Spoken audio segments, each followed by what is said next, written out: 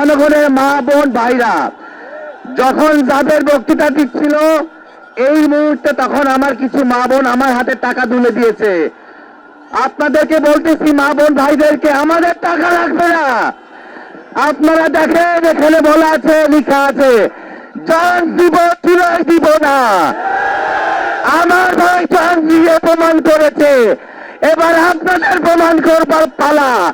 এই বাংলায় এই বাংলাদেশ পন্থী মানুষদেরকে এই হত্যার বিচার করতেই হবে। আমরা আমাদের খাওয়া নাওয়া সব বন্ধ করব, আজকে প্রতিজ্ঞা করেন।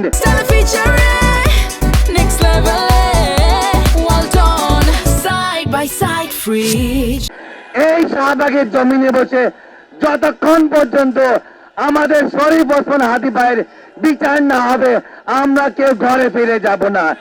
আমরা এক ফোঁটা পানি খাবো না। হয় বাংলাদেশ নয় আমার হাদি ভাই।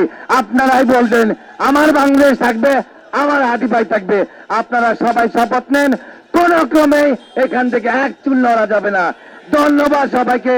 শরীফ ওসমান হাদি ভাই থেকে জিন্দাবাদ বাংলাদেশ। আসসালামু আলাইকুম।